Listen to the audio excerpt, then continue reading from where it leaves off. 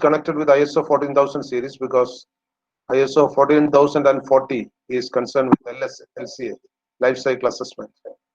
So we are now starting the first part on ISO 14000 series.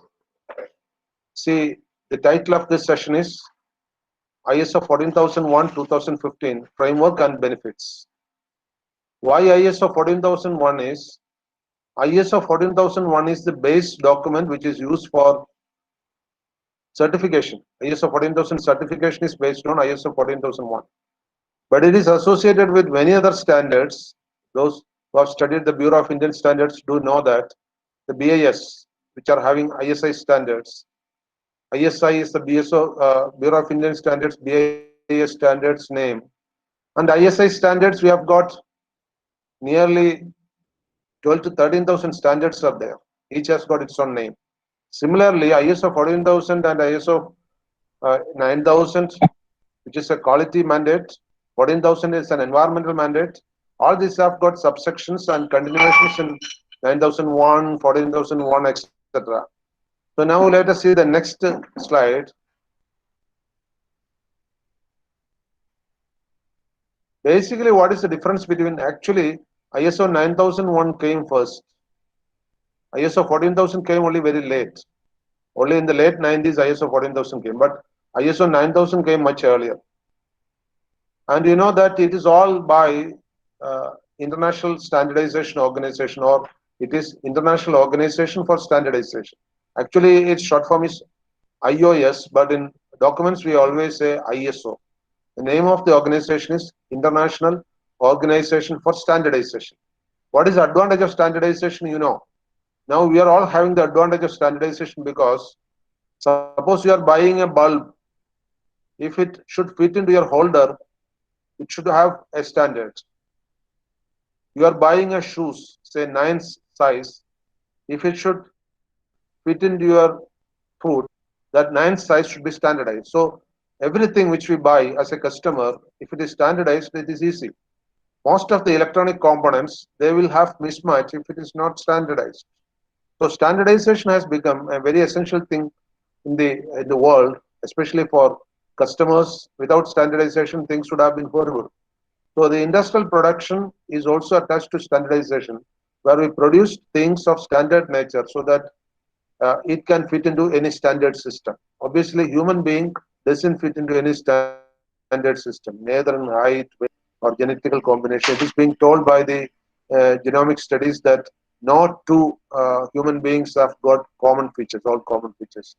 Even your fingerprints, if there are 763 crores of people in this world, each one has got a separate identity with fingerprints. So we don't have a standardization. But things which we make, products which we make, equipments which we make can have standardization so that they are easy for use and easy for interchange. So it was a further development of the standardization that the quality also should be standardized. Quality should be standardized means suppose you are buying 100 pieces of a material, how many of it can go wrong? So maybe in most of the global tenders, we will say that only 1% can be defective. But the Japanese don't accept it. They say defective should be 0%. That is their standard. They don't believe in making any defective items. So whenever you give order to a Japanese goods, naturally you will get with 0 defective ones. If you want 1% defective, they have to make it separately. That's their custom. Now, okay, I don't know why it gets break. Anyway, maybe the lab is touching. No, okay, sir. Now it is okay. Maybe the lab was touching me. Right. Now coming to ISO 9001, and maybe I'll switch off the video so that the sound will have more clarity. ISO 9001 is for quality only, whereas ISO 14000 series is for environmental quality. Every ISO is concerned with quality. What is the scope of quality? ISO 9000 is concerned with only the quality of the product and the quality of the process. It is actually not product. ISO focus on the process only. They are not concerned about the product. So ISO certification doesn't ensure the product quality like a BIS certification. BIS certification ensures a product quality, but ISO doesn't ensure a product quality. It only ensures the process by which it has been made. Similarly, ISO 14000 only ensures the environmental quality processes. It cannot ensure you whether it is 100% environmentally compatible. So only the process is guaranteed. Now, I have told in an earlier class that there are 193 countries which are recognized by UN. Out of them, 175 have recognized ISO. So it's a universally accepted quality standard. And then ISO 9001 is exclusively for quality, whereas ISO 14001 has nothing to do with the quality. It is for environmental management. Or in the last session, we discussed what is EMS. This is a continuation of environmental management system. So ISO 14001 is a tool used for EMS that you can keep in mind. See the next slide. So this is continuation of the last slide, and it explains what is quality and quality management. Quality refers to all the features of a product or service which the customer decides to have, whereas quality management means that the organization has some system to ensure quality. That's all. So quality management is not quality. Quality management ensures that the organization, whether it is a production industry or a service industry or a health industry, whatever it is, that organization needs to have some systems and procedures which can ensure quality. That is what is quality management. So both are slightly different. See the next slide.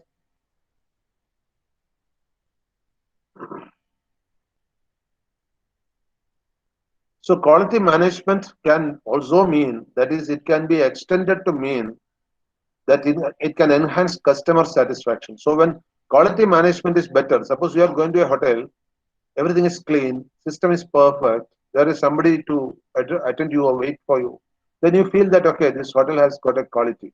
So that has got a quality management system, QMS. That is important. And of course, it also ensures that continual improvement of performance is there, because improvement is a non-stop business. Improvement can never change. Karl Marx has once told that there is only one thing without change in this universe, and that is change. Similarly, improvement is one thing which can never stop. Even an individual can improve every day. Whatever knowledge you input, whatever activities you do, it improves your daily base personality. So that is a continual deal. See the next slide. So we will see a slide about ISO so that I can explain based on that many things. Let us see that.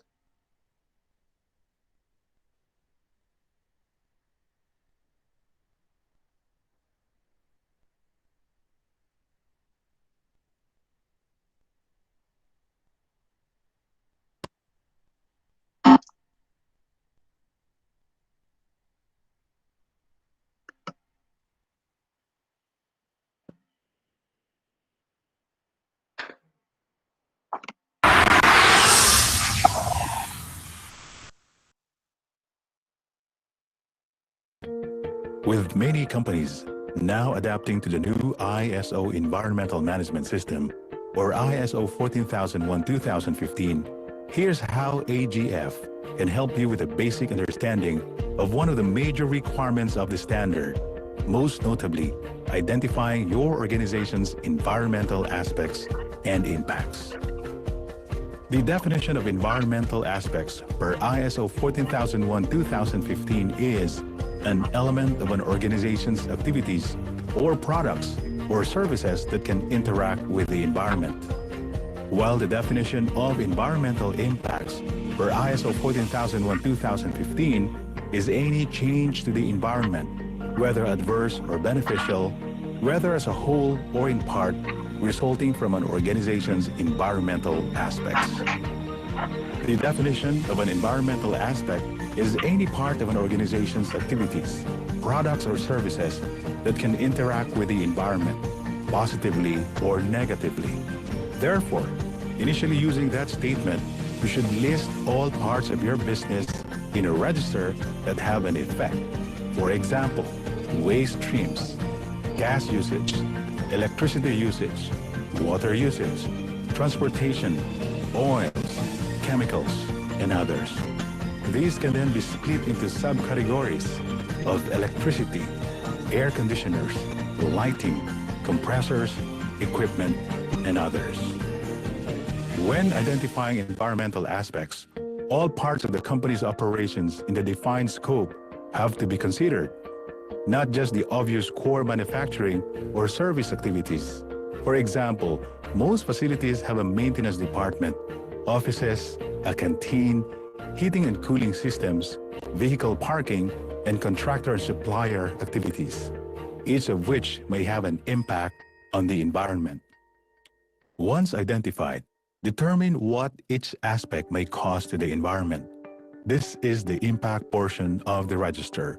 Examples of impacts may be land pollution, air emissions, runoff to land and water, or use of limited resources.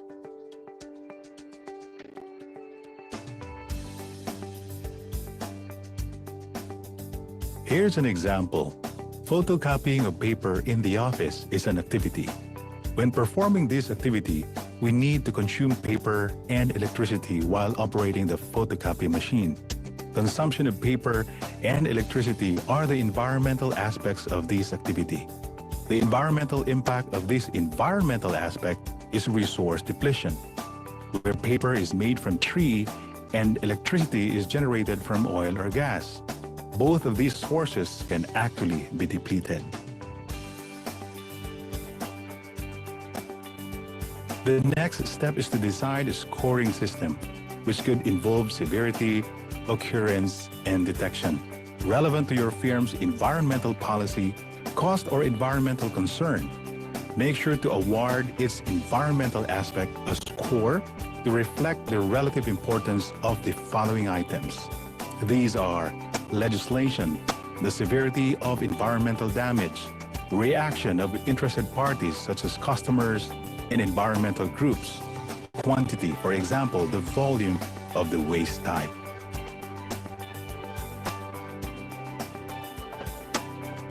Aspects with high-risk priority numbers should be assigned specific objectives, targets, and programs. Environmental objectives are the overall goals of the business organization in improving environmental performance through its environmental management system. Environmental targets provide short-term goals on the way to achieving these overall objectives. One objective can have several targets. For example, one target could be to reduce waste going to landfill by 10% in the first year. Your objectives and targets should be based on your environmental policy, information gained from your initial review, your aspect impact evaluation. They should aim to address any significant environmental aspects and should incorporate specific legal requirements. Ultimately, your aspects impacts register will help you establish your EMS objectives and targets. An EMS can often be more complicated than needed, and the key to any effective EMS is getting the environmental aspect right at the very beginning. Identifying the environmental aspects properly will not only save you time, but also enable you to achieve great benefits with your EMS once it is implemented. For more information, visit our website at www.agfconsultinggroup.com.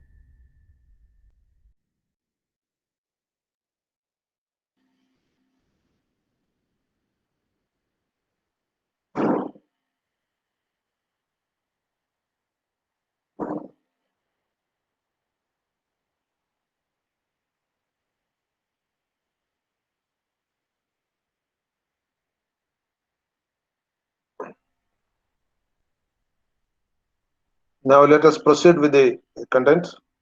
As I have told, 14001, ISO 14001 is for environmental management of any organization, maybe industrial organization or trade organization, whatever it is. Even an educational institution can have ISO 14000. I think once I told you, any educational institution can have ISO 9000 or ISO 14000 series. And you can use that certificate to say that you are environment friendly and you are sustainable. And having an environment management system, we just imply that it will harm the environment the minimum. the harmful effects on the environment will be the least.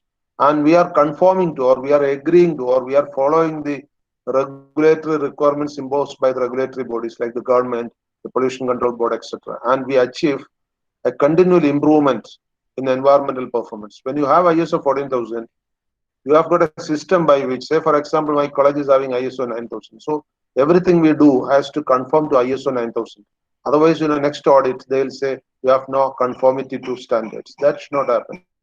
So similarly, if your organization is having ISO 14000, each and everything you do, you will keep to it that you are conforming to the ISO 14000 standard, because you have got a quality manual, you have got an EMS manual in which you have written that we will do so and so. So that should be conformed to, that should be followed by. Otherwise, your next audit, you will be out of the range. This can happen. So EMS always, the environmental management system always help us if we have got a formulated or documented ISO record. Next slide.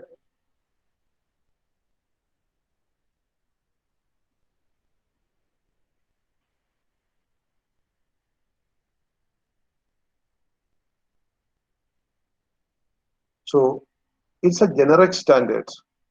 ISO 9000 and ISO 14000 series, and of course the first among both the series, ISO 9001 and ISO 14001 are generic. What do you mean by generic? The same standards can be applied to both. That is generic in nature. For example, we have got now a government order to the doctors saying that they should prescribe only generic medicines. For example, they should not prescribe paracetamol tablet as Crozin or Dolo or something like that. They should only write paracetamol, say 500 milligram, or paracetamol 200 milligram. That is enough. What is the trade name of the medicine? The buyer can choose, but the medicine should have only generic name. So that paracetamol is a term common to all antipyretic medicines. So we don't have to specify the name. Similarly, the quality standards imposed in ISO 9001 and the environmental standards imposed in ISO 14001. 9001 and 14001 are the primary documents. I'll come to that later, why it is primary. Whatever is given, it is applicable to every organization or every industry, every trade, every business. No need to separate it. That is why it is called, it is not sector wise. So it is applicable to any organization. So that is why it is called generic. The same ISO 14000 can be applied to Ahilya School of Engineering where I'm working. And in our campus, there is Ahilya Eye Hospital. It can be applied. There is Ahilya Diabetes Hospital. Same rules can be applied. There is Ahilya Heritage Village. The same norm can be. So everywhere, say Kanchikad Industries Forum is there close by. There also you can apply the same rule. That is why it is called generic. And most of the industries in Kanchikad Industries Forum close to us are following ISO 9000 and ISO 14000. I had a chance to be associated with some of them while they were implementing it, because at an advisory level, I could tell them what is required and what is not required. So every industry can go for ISO 14000 or ISO 9000. Educational institution also. See the next slide.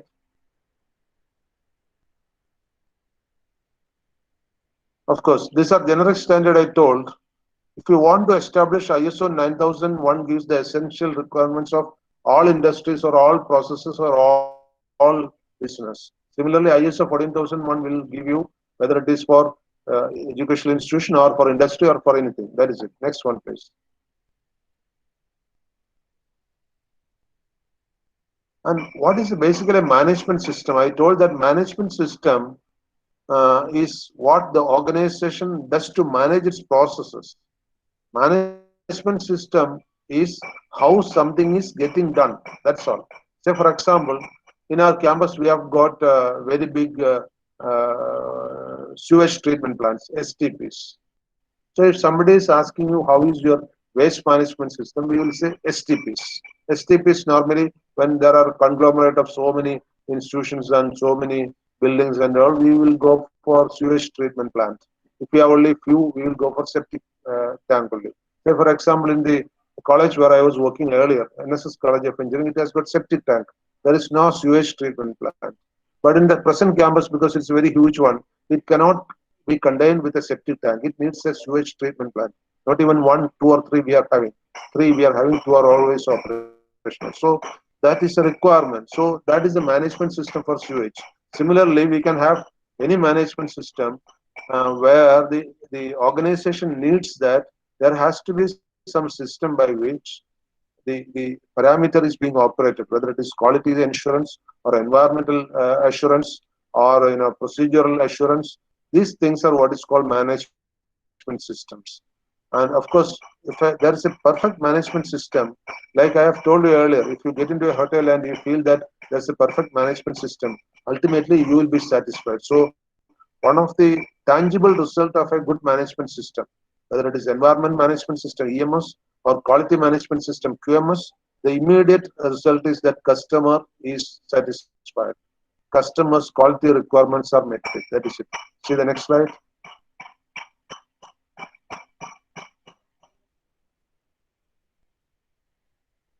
Of course, to be really efficient, any management system has to be systematized first. Say, for example, if there is no system, like the that in marketing we say it as laissez-faire. Laissez-faire system means it's a French word which means free for all. If a system is laissez-faire, suppose you are going to a college, there is no one caring about you, there is no office, you don't know whom to meet, whom to talk, then we can say it's a laissez-faire system. So laissez-faire system is a loose system. So where there's a management system, everyone is clear about who is responsible and who is to be approached. In most of the organizations, if it is a very good management system, when you reach in front of the organization, it will be kept there which room is where, who is to contact for what purpose. Say, for example, 2 years back, I went to UGC office, New Delhi, to discuss about a particular aspect. So I asked the watchman, I want to see so and so person. So he pointed to me a board which is kept in the lounge there itself, and he said, "Sir, please read that. Whom to contact? It is specifically given there. I just wanted to meet an undersecretary. His name, his extension number, everything is given there. So from the reception, I talked to him over phone, took his permission to meet him, and went there. So immediately I felt that this institution is having a good QMS. It's a big government organization, not like the Secretariat in Tirunelveli, where there is no system. It's free for all. But UGC is keeping such a system. So that reflects in their quality of working. And when I reached there, exactly the same person attended and answered to all my queries. But whereas I have got a free pass to enter the Kerala Government Secretariat anytime. Wherever you go, there is nobody to respond to you and nobody to ask you who you are, except the security at the gate who will check your pass, that's all, or ID. So that difference you can feel. What I'm saying is, whenever an organization, there's a quality management system and environment management system, on entering that place, you will feel that you are entering a system where there's a management system, where it is QMS or EMS. Okay. Let us see. So that is a model which we can follow. So we also always feel that we should have a perfect system. If you go to somewhere, say for example, if I go to a panchayat office to pay a tax, I have to, my panchayat is Alcatra panchayat, I have to ask 3-4 people what to do. But if Trivandrum Corporation I'm going, there's a computer center in front of it. You just go there, it is given on the counter which tax I can pay on which counter. My work is over. Just stand in the queue, give it and come back. So that is the advantage of a management system. Let us see the next one. If a large organization is not having a systematic management system for quality as well as for environment, it will be terribly affected, because if there is no EMS there, it may become a polluting, even without industrial production, it can become a polluting center. And these days of Corona, it can become a COVID grooming center. It can become, if there is no environment management system. So organization with environment management system can handle a pandemic like COVID very easily, because they have got a well-laid environment system where everything is taken care of and everything is well defined. So these things make these organizations successful, and available for all the organizations which are following this is customers who are lifelong customers. Please see the next slide.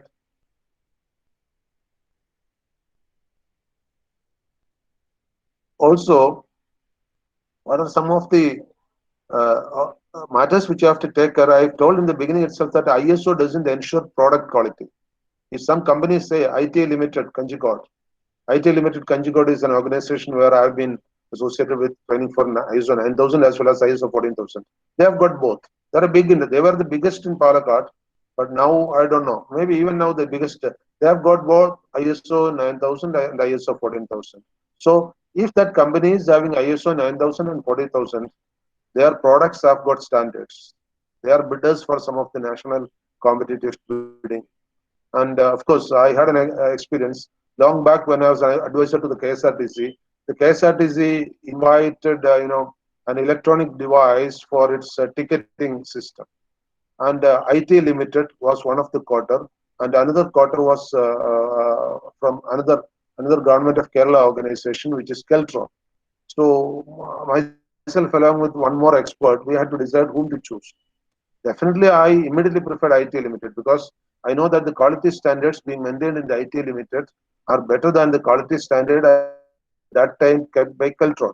I don't know whether they awarded it or not. That is not my concern. My duty was only to choose which among them. So obviously, this is one advantage. When you go for business, if your organization is having ISO 14000 standards and ISO 9000 standards, in the bidding, you have got a competitive advantage. I'm not saying that Keltron is bad. I don't know, but by the documents which I have perused, I found that ITA Limited at that time was the best bidder.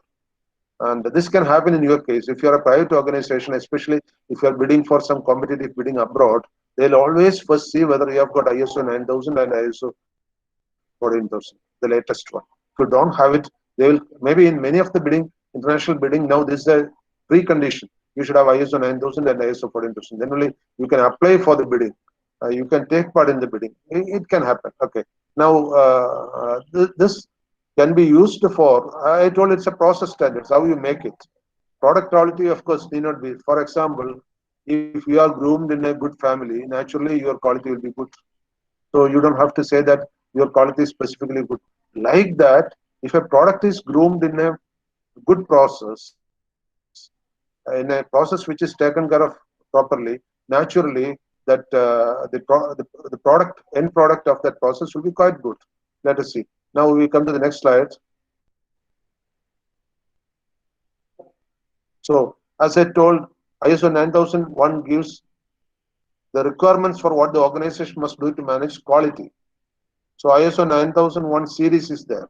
9001, 9002, 9003. We are not going to that. Similarly, ISO 14001 gives the requirements. 14001 is a base document. It gives the requirements how we have to take care of all these things will be given. And obviously, it has to be read along with, say, for example, if you want to read a very classic Shakespearean drama, you should have also a dictionary along with you. Similarly, if you are going to ISO 14001, you can keep with you the 14002, 14003. They are all annexures to the base document ISO 14001. But each one will be dealing with a separate aspect. That is it.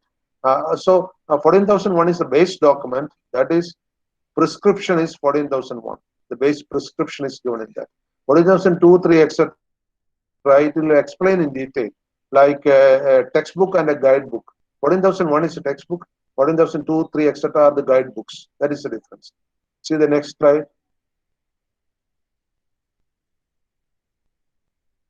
Then ISO doesn't give any certification. People are always claiming that we have got ISO certification. It's a mistake actually. ISO doesn't give any certification. ISO is international organization for standardization. They don't give any certification, but they have got a lot of franchises across the world. Scores and scores of franchises. In India also they have 3, 4.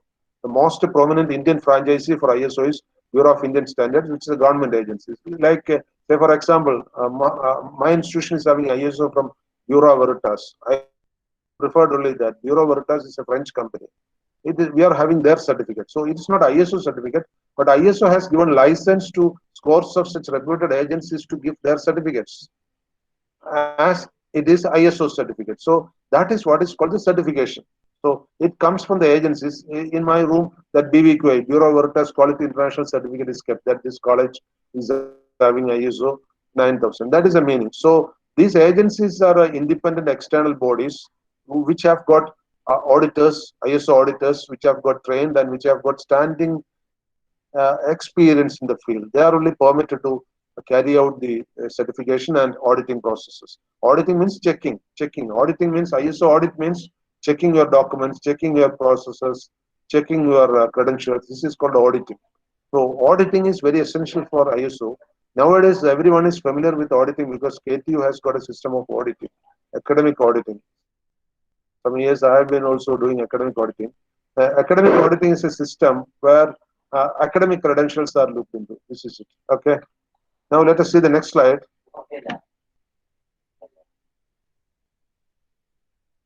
What is accreditation?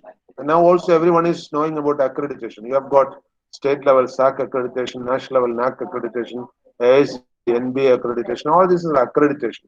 Accreditation is just like a certification, but assuming some credits to it. When you accredit your institution, you are getting some credit. Credit means some grading you are getting based on that only you are. So, say for example, it is NBA accreditation, you will get 3 years or 6 years. No score is given to you right now. But for NAC accreditation, you will get a score out of 4.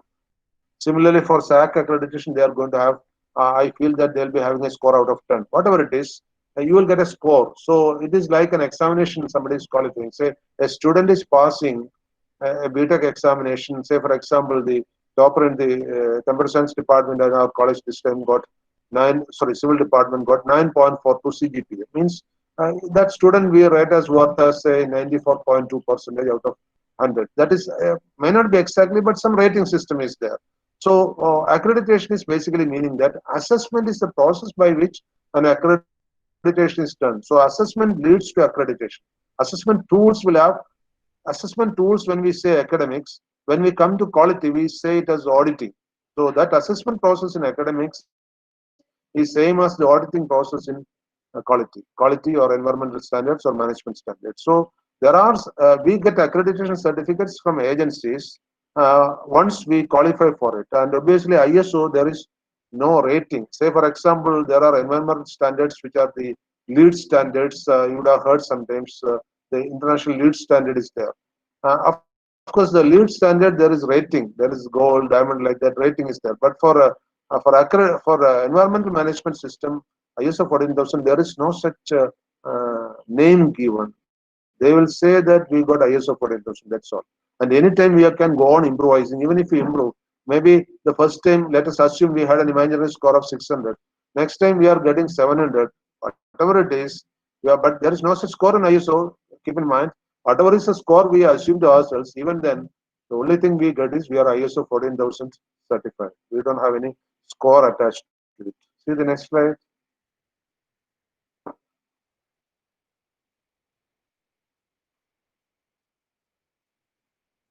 That is why another thing is certification is not necessary. Why do you need a certificate? You want an ISO certificate to make the others see that you are something good. Say, for example, most of the institutions, including me, the ISO certificate we frame and keep in a prominent place. In my room, it is kept there in the college. Similarly, in many other colleges I've seen, either it is displayed in front of the institution or in the principal's room or the boardroom. These are the places where it is kept. Why? We want to impress upon the others that we are an ISO certified institution, so we have got a quality standard. If you don't want to impress like that, you don't need a certificate. Still, you can practice ISO. There is no condition that you have to have a certificate, but it is always better to have it. And if you are practicing ISO standards, anytime you can get the certification. You can ask for an agency and they'll come and inspect you and you will get the certificate. But why the certificate is required is many times to impress upon the, if you are a business organization, suppose you want to export something, you have to first give the ISO 14000 certificate, then only they'll approve your intent for sale. That is the difficulty. So it is not essential that certification is required. I always used to say, a rich man will always look simple because he doesn't like it or he doesn't need any certification. A rich man will be always simple, whereas a mediocre or poor man will always try to show off. Why? They have to impress the others that they are good, they are worth. So like that, if you are already good, if you are having a very good system, maybe you don't say MIT doesn't need an ISO certification, saying that MIT need not publish. We are ISO 9000 certified or ISO 14000 certified. It is implied like that. If you are so well off, say for example, we have got an organization which is number one in the country. That is why many of the IITs have not gone for NBA accreditation. Now they are not going because they are going to be accrediting standards. Initially, they could also have gone for accreditation, but they didn't go because they didn't want to impress upon others that we are having good quality because there is a quality assigned to them which they have to just show up. That's all. Okay. Let us see the next one.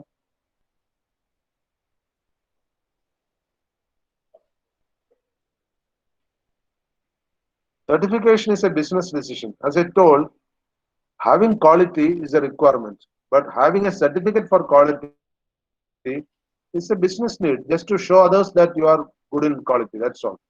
So certificate is not a sine qua non, it's an option, you can have it.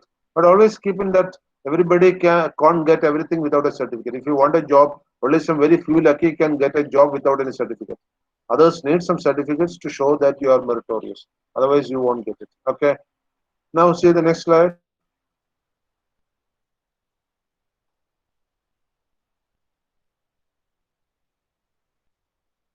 This I told earlier. ISO by itself doesn't certify. ISO certification is done by someone else. Someone who is assumed or assigned that charge by, of course, they have to be recognized by ISO. Otherwise, you won't, because at the bottom of the certificate they will be putting the ISO official's name also. So I'm having a BBQI certificate with me. At the bottom of that certificate, they have got a digital signature of an ISO official that they can put only if they are recognized by ISO. Next slide, please. Uh, as I told, ISO standards are the procedure to be followed for keeping that system, maintaining that system. So the duty of the ISO is only to publish such documents. ISO will publish the document. Say, for example, a PhD thesis. A researcher will publish a PhD thesis. Whether that PhD thesis can be used for some practical applications, it is up to the industry to see whether they can do it. Maybe a researcher may not go to the extent of testing that instrument which he has developed, or that idea which he has developed. Say, recently, I have seen one of our alumni, one of the alumni from NSS College of Engineering, who has devised a new engine. So that new engine design he has sold to Ford company, US, and the Ford company is developing the prototype. This man is given only the royalty. He doesn't know what they are doing. He is paid for his service. That's all, including the patent he has sold to the Ford company. So similarly, the ISO 9001 just ensures that you are having a good system, and what is to be done by you, how well you are performing, that is up to you. It's not up to ISO. ISO doesn't take any claim on that. So certification doesn't ensure that you follow it properly. So you are framing and keeping a certificate in your office, and you are not at all following anything in it. It's a useless effort only. So it is just like a person without taking bath wearing a new suit. That's all. So that will be only an eye wash for others. Okay, this can happen many times. I've seen many organizations displaying ISO certificate without having the real quality instead. It can happen, especially in the private sector, because in government sector, only if they do it properly, they can record it properly. Otherwise, their service benefits will be different. So they will maybe better off. That is why government organizations very less are having ISO, whereas ISO is more common among private organizations because they know how to get it. That is the difference. Okay. Let us see ISO 9001 is having, I told, there are 16 standards attached to ISO 9001. Quality standard, 9002, 9003, like that. They are all called ISO 9000 series, and each one is dealing with one facet of the requirement. That's all. Everything is not the same. See the next slide.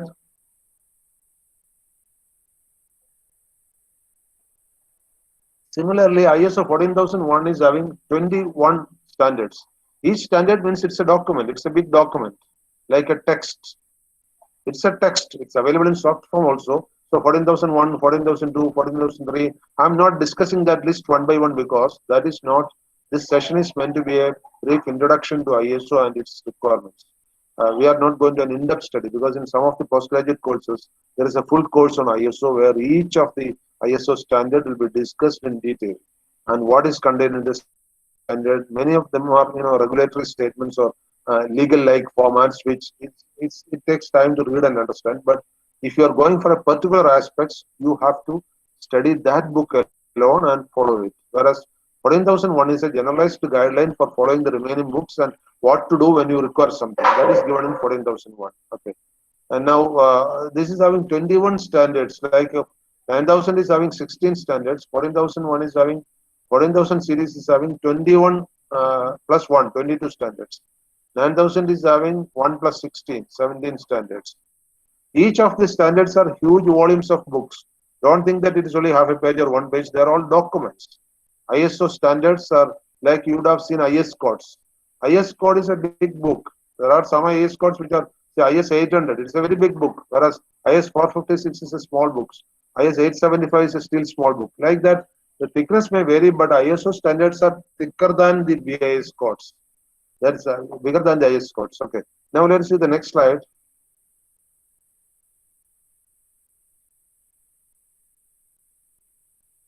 What are the benefits of ISO certification if you have got? I told that in business it is very essential. Moreover, ISO has got a common language. All the ISO things are mostly in English. Even in countries where English is not a common language, the ISO standards are mostly used in English. I told BBQI is a French agency where we have got the certification, but their documents are in English only. So ISO in that way uses a common model and a common language throughout. And of course, it's having the same practice whichever country it is. If you're following ISO 14000 in Germany or Japan or India, it's going to be the same practice, no difference. It's a like there is a rule in Quran saying that no words of Quran should be changed. Never. So that is why Quran, whatever you get now, is the original version because Bible had got undergone similar many revisions. Even the Vedas have got undergone many revisions, but Quran has not undergone any revision because it is told in the Quran itself that revising the Quran is a sin. That similarly, ISO in whichever country it is, you are not permitted to revise it. You cannot make it country wise. ISO documents are the same in all the 193 countries across the world. Let us see the next slide. And one more thing is ISO has got a common deal in the business B2B discussions, business to business discussion. B2B is a management term which we use for business to business discussion.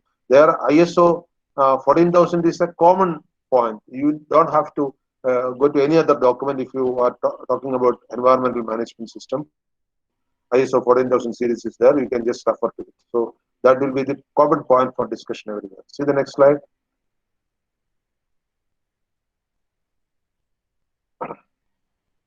And of course, this is good for satisfying customers and stakeholders.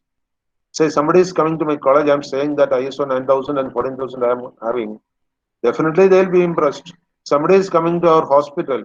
Say we have got the largest eye hospital chain in Kerala. Somebody is coming to our early eye hospital and say, I'm telling them we have got ISO 14000 and ISO 9000. Definitely, if they had 80% impression earlier, they'll have 85% impression now. So that's a business trick also. So that is why people, that is why it is spreading like now millions of ISO certifications have been issued all over the world. Why? Even small firms. See the size of the organization, the quantum of the production, the number of people are irrelevant in ISO certification. Even if it is a one-man organization, you can go for ISO certification. That is the advantage of ISO certification, the resources, the numbers, the quantum. Even if you don't have an office, you can go for ISO certification. So these are all things which make it more popular and more acceptable among the people. And of course, people, those who have already undergone ISO certification may feel that it's not a big thing. Like I have taken ISO for 3 colleges.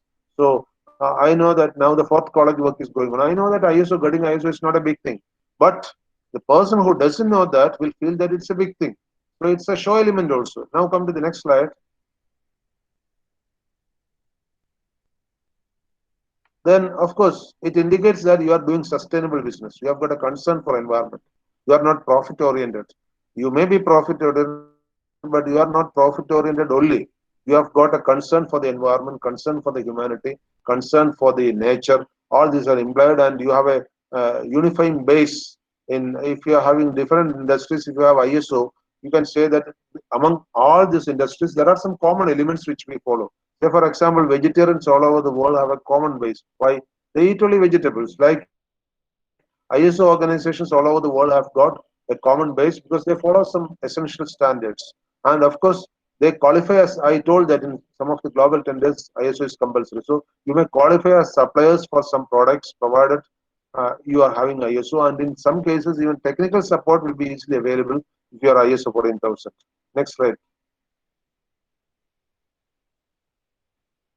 It's a good practice basically. Doing ISO, even whether you need it or not, it's not that highly costly. Remember, the certification cost is based on the number of people working. So I have got an advice to people who are listening to this. If you have an organization where 20 people are regular, 30 people are casual or contract, you give the list of only regular people to ISO auditors. Otherwise, the your charge will be more than double. You need give only regular people because ISO agencies charge you for the number of employees. Suppose you are a 100 employee organization or a 500 employee organization, the difference in cost may be almost 5 times. So this is a secret which many people don't know. So that's secret I am sharing with you. If your college or if your organization is having regular staff and casual staff, give the numbers of only regular staff to ISO people so that your charges for ISO will be comparatively less. Maybe the ISO people will come and ask the agency with which you entrust this, they may ask you how many casual people are there. That you can say they are quite casual. So we cannot assure you how many people will be there throughout. That is the truth also. So this is one point you keep in mind. And of course, for new economic development, when every organization becomes ISO, the quality will be improved and the environmental aspect will be improved, economics will be improved, and quality, betterment of quality, people feel that it is costly, but it is not so. The quality is better. Say one small thing I'm saying.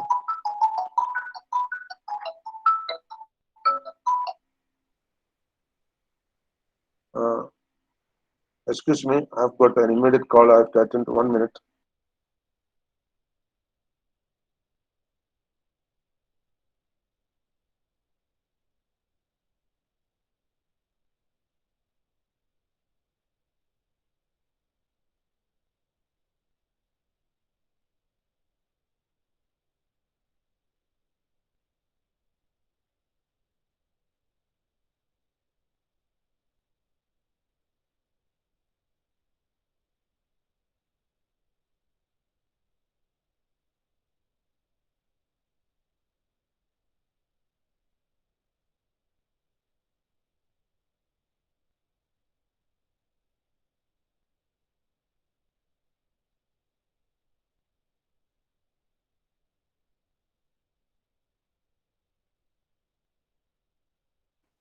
I'm sorry, I had an emergency call to attend. It's over. So now coming to the benefits of ISO 9001 and 14001, I told that it's a good practice. So it's a win-win situation. And as I told, quality doesn't imply much cost. I'll tell you a very simple thing. You are going to buy a laptop. You can buy a laptop, say 5,000 rupees or 8,000 rupees. You can buy a laptop. Its quality will be only that much. You can buy another laptop, say paying 40,000 or 50,000 rupees. Its quality will be different. Maybe if you take another simple example, you are going to buy a chair.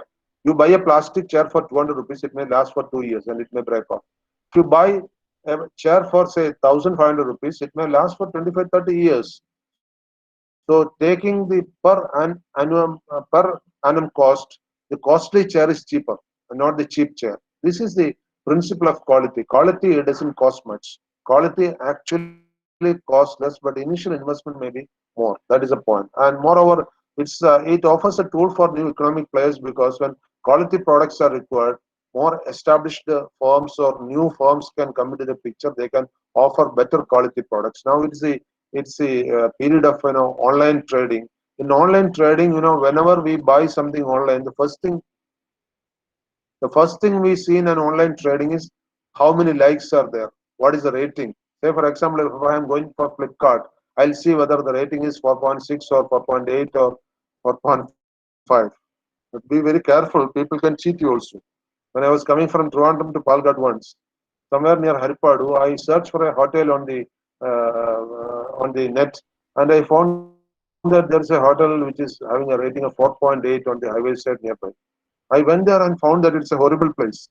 We didn't even get down. We left the place immediately. So cheating is also possible. But in ISO, we are saying that it is a standardized system, so cheating may not be much there. But quality standards, of course, doesn't imply what is the scope of the production, what is the bigness of the industry and all. But their procedure, it is guaranteed. That's it. Because that is the duty of the auditor to ensure that they are having a process and procedure which qualify for the ISO. And of course, the services we can believe more if they are having ISO. We can believe the services more, and we can hope that, of course, we get better service. Like if you are going to buy a tube light tube, I'll always say buy a tube light tube with a BIS marking. ISI marking should be there. You're buying with ISI marking, its quality is ensured because only good quality tube light can get ISI marking. Like that. If you are going to buy an environmental product, we will say buy eco-marked product, because eco-marked product will ensure that the quality is ensured. So ISO, normally people don't mark ISO because ISO is not a product standard, but you can check whether that company is an ISO company. So that's an insurance. That is an assurance for the standard of the products and services they give. Next slide, please. And the present 14,001, actually 14,000 came in 1996. That was revised in 2015. The present series which are having, there is no much difference between the procedure followed in 9001 and 14,001. Only thing is 9001 is for quality, whereas no environment is concerned there. This is exclusively for environment system. See the next slide.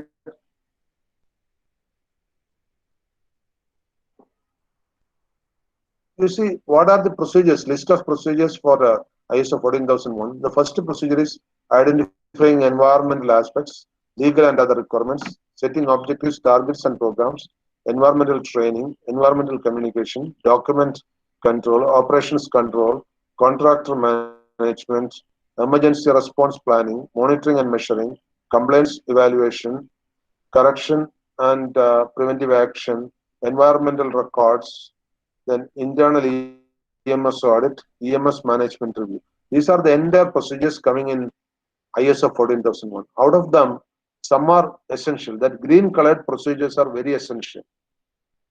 If only that procedures are fully checked, you can be given ISO 14000.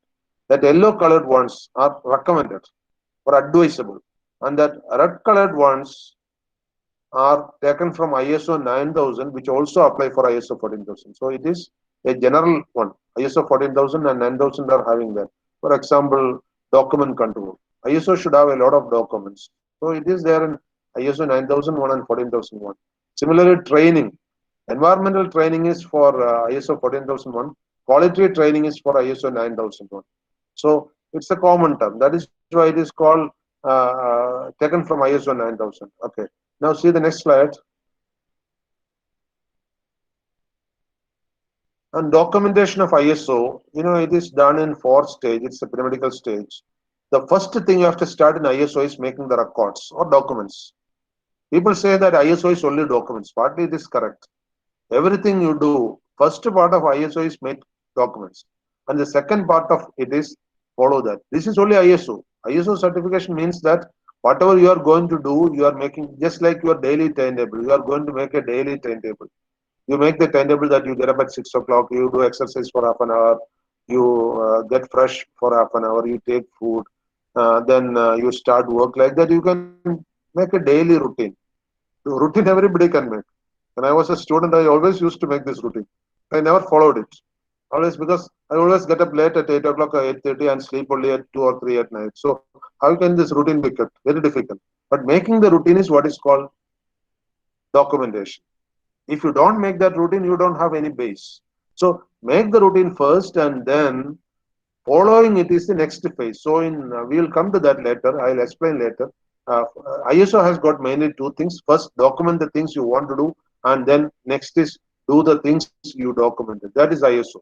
Simply defining it's only that. Also, please keep in mind, because of this, document only things nobody says that you document this, you document like that. Only some core elements you have to compulsorily document. Other things, there is no compulsion. It is our choice. So once you document, you have to, whether it is 9001 or 14001, once you document something, you have to comply with it. You have to obey it. Otherwise, don't document. Okay. Like making a timetable every time and not following it or breaking it is not advisable. So better not to make such document in that case. If you make something, you have to follow it. So in the making stage, when we document, there are 4 stages in it. First stage is you should have all the evidence of what you are doing. Don't say that we have got 3,000 students. You should have the admission register. Don't say that our teachers do come at 9 o'clock every day. You should have the attendance register with time specifically given on it. Don't say that we have got 3,000 students in the college. You have to show the admission register that 3,000 students are there. Like that, everything should be documented with evidence. And how you can do it, you can have some instructions. Specific duties can be assigned, and that is the third stage. Who should do it and where should be done? Say, for example, the teacher's attendance. Who should do it? You can have it in the principal's room. You can have it in the office room. You can have it in the HOD's room. Some of the principals who are very egoistic, they keep the attendance register in principal's room. Whereas some of the HODs who want to show their authority keep the attendance register in their room. And I'm a person who doesn't accept both of this. I keep the attendance register in office because I believe my office people. But whatever it is, you should interest who is keeping it, where it should be kept. These are all things. And the last thing is it should conform to the environmental management system, EMS. Say, for example, the EMS says that there should be a sewage treatment plant in the campus if there are more than 3,000 people. And if we are not having it, then it is wrong. So it should adhere to the norms given in the EMS, but also EMS guidelines, which is in the 14,001 standards. If any guideline is given, that should be followed. Other than that, there is no compulsion. It is up to you to write your document. Whether you start your college at 8 a.m. or 9 a.m. or 11 a.m., the ISO has no objection. But if you write you are starting at 9 a.m., you should start everything at 9 a.m. That is compulsory. That is what the procedure has to be followed. Okay, see the next slide.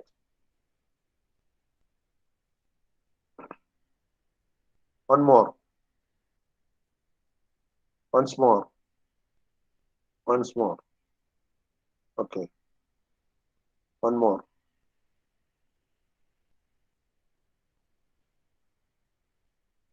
Okay, this is it.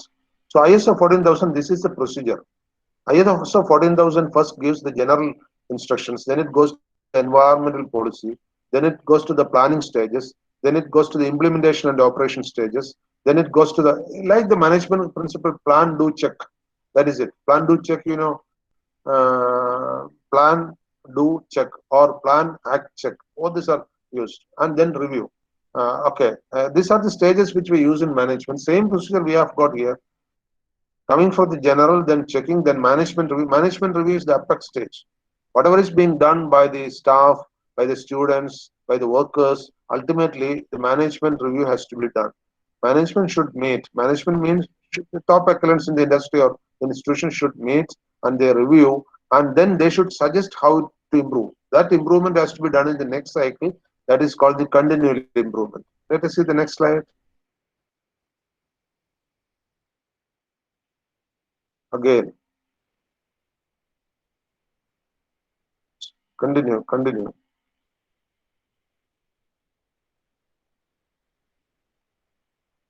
This also comes up to improvement. While making the 14,001 document, you should have the context of organization. The 14,000 document for a hotel should not be the 14,000 document for a hospital. It has to be contextual. Terms have to be defined accordingly. There has to be proper leadership. There has to be planning, and no ISO can be done without proper leadership because there are so many things which has to be given by the leadership in that.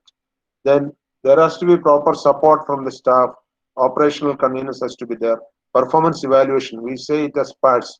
Performance evaluation and development system. All these things leads to what is ultimately called the improvement. See the next slide now.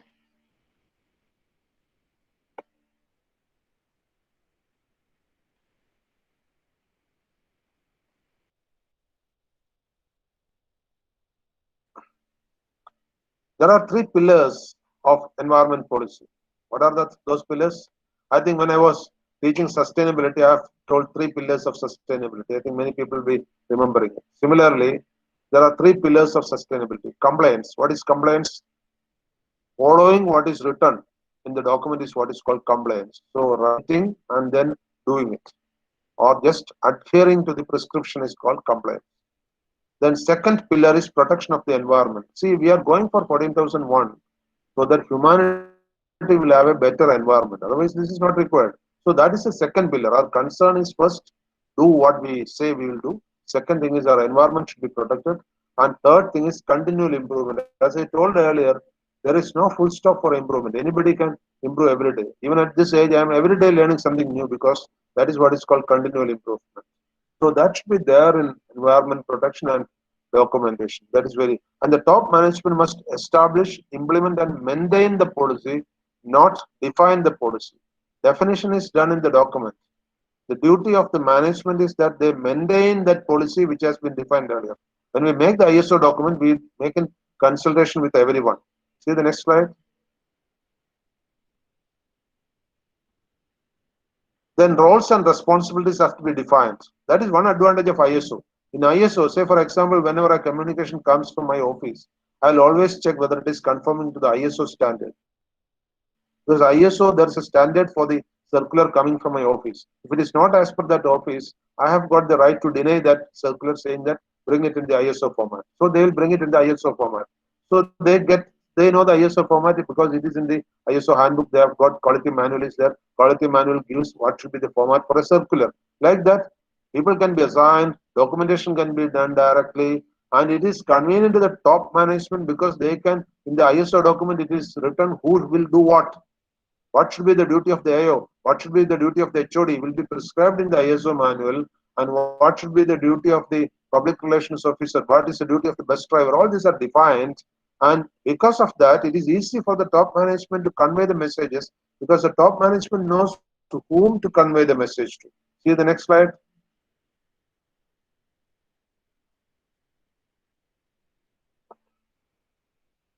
Then, of course, every organization, whether business organization or service organization, will always have risks and opportunities. And in the document itself, we can manifest clearly what are the risks, what are the opportunities, and what are the things you cannot do.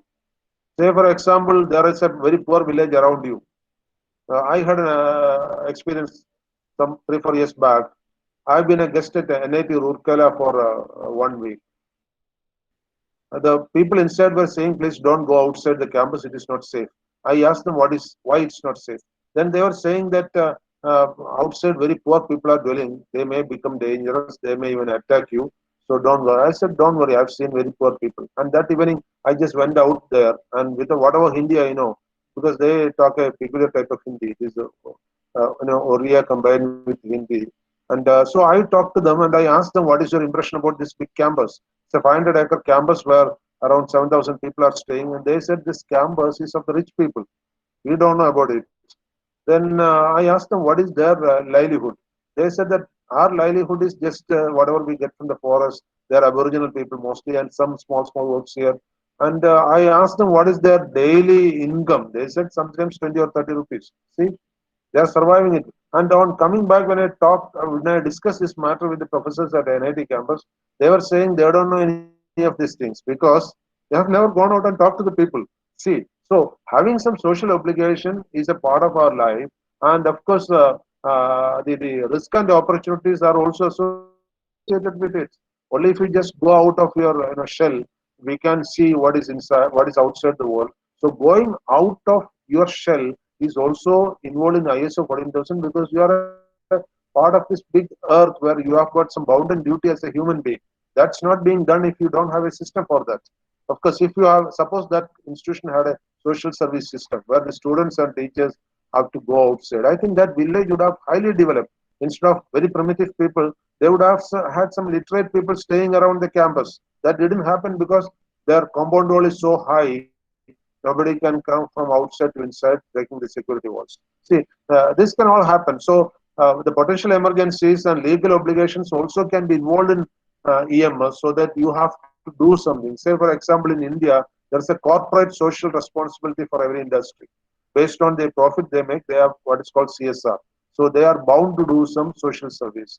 And if that is the case, similarly, EMS can insist on your quality document, your environment management system document can insist that the water supply in the near vicinity is going to be improvised with our help. It can be a social service. See the next slide.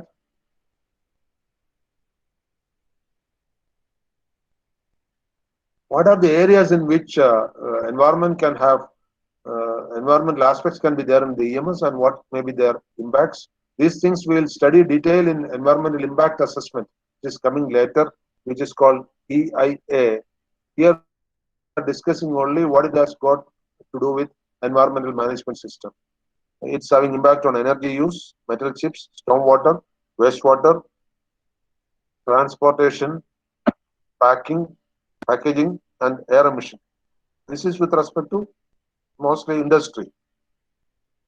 With respect to an educational institution, if you are taking some more, you can add, social orientation of the students, then a neighborhood relationship. This can also develop when you're having an EMS. Suppose you are very instrumental in providing very good drinking water to the neighborhood, they'll definitely indebted you. So EMS can also have a social aspect. Is there? See the next slide. What are the significant aspects in EMS? There are so many aspects. Environmental aspect is a prime. Attached to that, business objectives can be there. When your organization is very clean, environmentally sustainable, neat looking, definitely people will come more. You like a hospital which is ugly or a hospital which is very clean, naturally which is very clean. So it has to do with business also. Legal issues can be there. If you are polluting the neighborhood, definitely people may question you. But if your EMS doesn't provide for polluting the neighborhood, you won't have any legal issues. Then probability of impact, maybe the impact of environmental hazards will be less in your organization. Maybe if the EMS in the Union Carbide was better, the Bhopal tragedy may not have occurred. That is there. Similarly, severity of impact. Whenever something goes out, maybe you have got a very well contained and systematically EMS system, then the impact of COVID in your campus may be very less. This can happen. So these are all some of the areas where environmental aspects can play a role with us. See the next slide.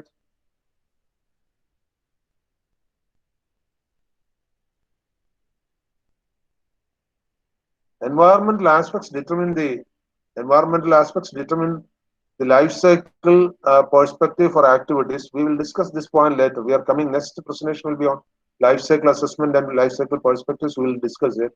So products and services that it can control or influence. So when you're having an EMS, your product or your process will be having a controlled environment. So wastage may be minimum, quality may be better, and of course emergencies may be avoidable, changes can be there. These are all some of the aspects of having EMS. See the next slide. So what are the compliance obligations? Compliance obligation is it whatever is the compliance required between what you document and what you do. So the document to do relationship has been ensured, and for that you should first determine what are the compliance required, and then that document should be available to everyone. You make a big document and you close it in the Almirah. What is its use? Document should be available to everyone who want to use, and they should be also trained how they can apply it, and then they should be made accountable for that.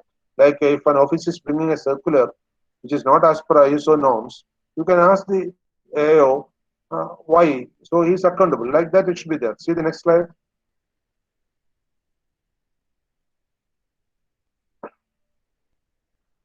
Then planning should be done properly for EMS.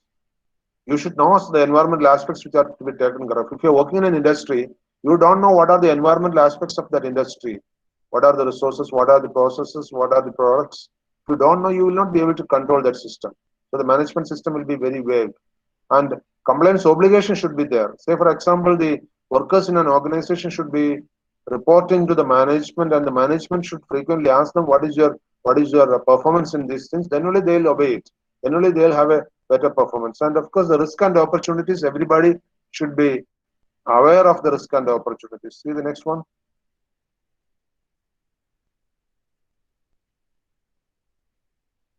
And objectives of planning. Planning the actions or activities in an organization should be consistent with your policy.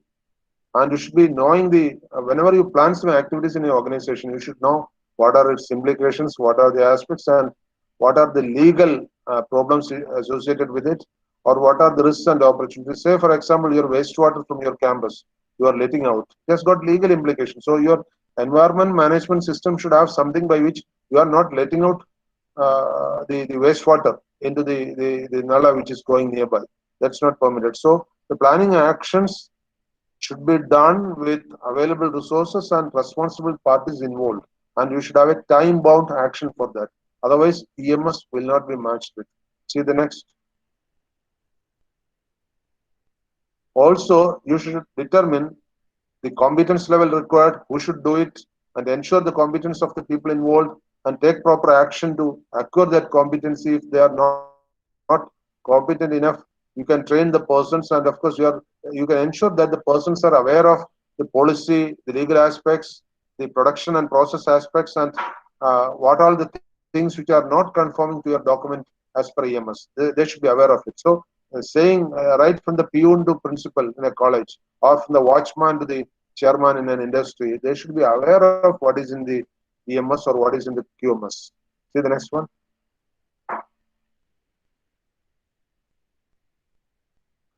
And you should have proper internal and external communication. Having a document is not enough. That document should be communicated to all. It should be communicated to the regulating agencies like the government, pollution control board, then your customers, then your staff. If you're a college, your students, your public, neighborhood people, everybody should be informed of it. See the next one.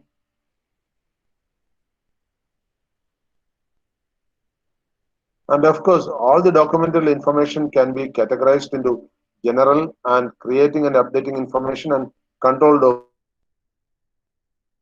study when you want to make the document. I'm not spending much time on it. Please skip the next one. In ISO, previous one. Earlier ISO used to say there should be so many records. Now they are not specifically saying that you should show all the records. Now what ISO 9001 and ISO 14001 is saying is you should have all evidence for what you are saying. It can be recordical, it can be video, whatever it is. There should be evidence for that. That's all. Okay, and there should be developed plans. See the next one now.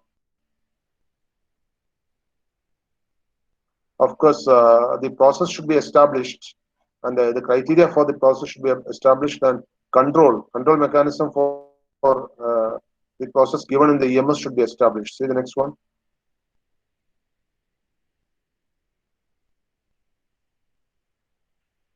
In operational planning and control, because I have given so many things here that I'll be discussing where the life cycle perspective is coming in the next module. I'll be discussing that. Please skip this. Then what should be the emergency preparedness? Something environmental hazards can be there, like the Bhopal gas study I mentioned. Then such emergencies should be identified the EMS. What are the environmental emergencies? Chernobyl, EMS didn't work there, and Bhopal also didn't work. Similarly, it should be identified, and we should be made prepared for that. All the staff should be made prepared, and emergency plans like fire emergency can be there, chemical emergency can be there, nuclear emergency can be there. So EMS should have all these things if it is an industry which is having this risk. See the next one. And of course, you should have performance metrics. Metrics means some measuring units. How do you measure the things? How do you measure the development? How do you measure the performance? How do you measure the emergencies? All these things should be effectively defined in EMS. These are all what you have to give in the EMS documents. And of course, you should have calibrations also. Calibrations means after something is done, how you can say at what scale it is done. That is calibration. Whether it is conforming to the standard prescribed. That calibration basically means checking whether something is conforming to the standard prescribed. That's it. See the next slide.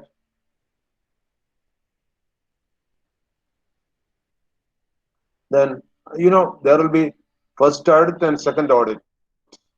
Before you get before you get ISO 14000, there will be two audits. Second audit will be mostly checking the compliance and whether your action taken is required for correction, if any, and whether the process is going on well. First audit also I'll show next slide. First audit is basically to see whether you have got all the requirements ISO 14000 and whether the procedures and programs are defined and whether you are doing what you said, whether your original document is being followed. That is the first audit. So before making any ISO, you have to have the documents. That is very important. That we say the quality manual. The ISO 9000 we say quality manual, and in ISO 14000 you say environmental quality manual. See the next slide. Of course, this you can skip. Second audit again has so many things. I'm not spending much time on it. Just go on skipping this. This much is enough, I think, about ISO 14000. You can skip the slides one by one so that they can just read and skip, because I have to start the next one.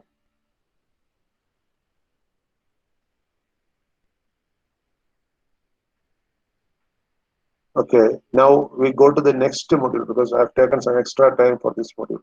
We'll go to the next module, see, on life cycle assessment. Of course, the basic purpose of the current module was to give you a primary idea about what is the environment management system. I didn't go into the intricacies of it. That is why I skipped 2-3 slides because they go into the details. You don't require the details, you just require the basics of environmental management system that you have got it, and you can go through the slides and my recording so that you will thoroughly know what was meant. Now we have to go to the next topic, introduction to life cycle assessment.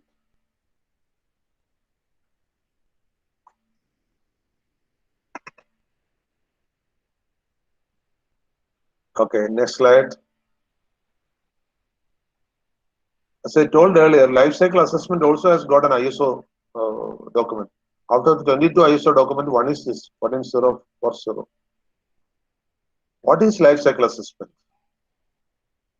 Life cycle assessment is a compilation and evaluation of the inputs, outputs, and the potential environmental impacts of a product system throughout its life cycle. That means we say from cradle to cemetery. So, from your beginning of any product to the end, to the death of that product, what are the impacts it does on the environment? That is what is called life cycle assessment. Of course, I'll be showing you one video, the life cycle assessment of a t-shirt, a cotton t-shirt. Then you will know from the origin of the cotton t-shirt to the final disposal of the cotton t-shirt, what impact that cotton t-shirt, why I've chosen t-shirt is, I think even now I'm wearing a t-shirt. All of you will be wearing t-shirt at some point of time. T-shirt is the only dress which is not gender-based, I think. Both males and females use it commonly. So that is why I use that product. I'll tell you why from the origin of that cotton, which is used for the cotton t-shirts, up to the disposal, how it makes. So you will understand that very clearly. A life cycle assessment is an assessment of what a product does from its origin to extinction, from its birth to death.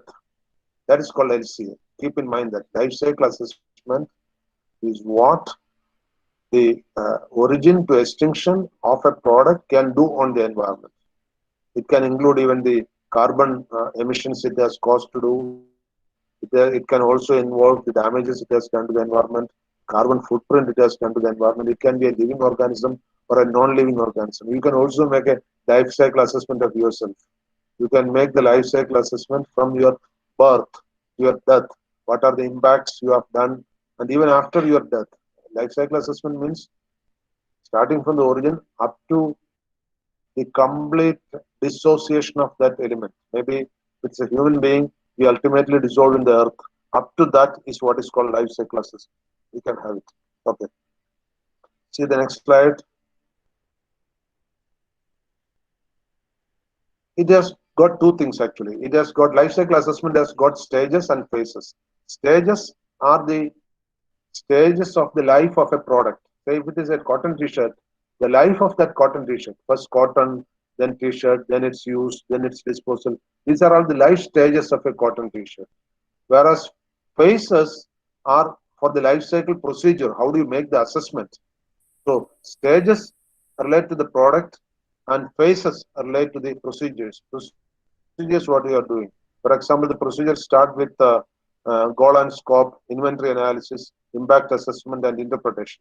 Whereas the stages in the life of that product, the raw material extraction and production, then manufacture, then use, then disposal. This is it. Okay. So don't confuse. This is a very important thing because always we say life cycle phases and stages. In your syllabus also, it is specifically mentioned life cycle phases and stages. Phases are concerned with the procedure adopted for the assessment, whereas stages are for the product or the organisms, whatever it is. See the next slide.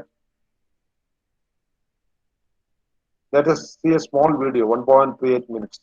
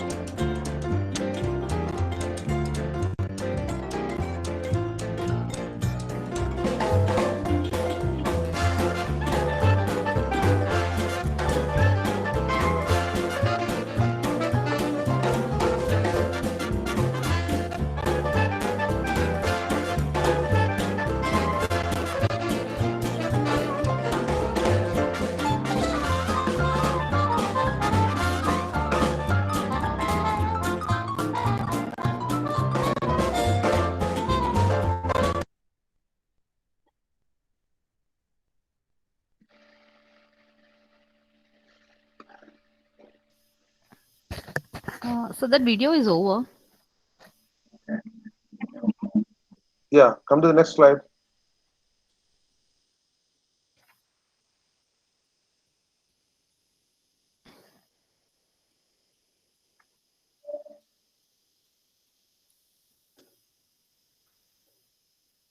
So you have seen, in essence, what is life cycle assessment. So it is to see how a product affects the environment of the earth in general and what is going to be its impact on the earth. All these things are discussed in life cycle assessment. Or simply seeing when a product comes into being and goes back, what impact it can cause. That's all. So Now we will see our slides soon. Right. uh, just give me a minute. This is not responding somehow. So I'll just close and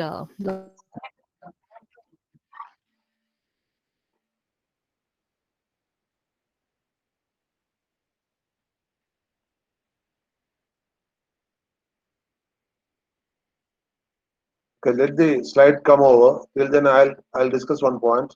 We can make this life cycle assessment for everything. For example, it's very small thing like a safety pin. That safety pin is made of, say, stainless steel. Stainless steel is made of iron and mild carbon content and some metal content like chromium, nickel, etc. some content. So the assessment of this stainless pin start with the extraction of iron ore, the extraction of nickel ore, the extraction of chromium ore like that. So it starts from there, and after the use, this safety pin will be thrown away somewhere. So that safety pin will dissolve in the earth, and it will become its contents again. It may become iron oxide, it may become nickel oxide, and after years it will vanish. So throughout this span, maybe this will be hundreds of years, but throughout this span, what goes on is the life cycle assessment. That is why let us see this slide. What come to the previous slide? Yes, okay. Next one. All right, right. That is the one in between. The principles of LCA, life cycle assessment, is a guidance for product, process, or constructor element selection. Entire life cycle environmental burden between stages and processes. Entire life cycle is a burden for anything, for whether it is a safety pin or a t-shirt. It has got environmental impact at different stages. So all those things. So only environmental considerations are addressed in life cycle. What are its cost purpose? What are its social aspects? These things are not discussed. The process of life cycle assessment, we consider only the environmental aspects. We don't worry about whether it is replenished or whether it is reused or whether its cost is becoming less or whether it is depreciated. These are none of our concern. See the next slide.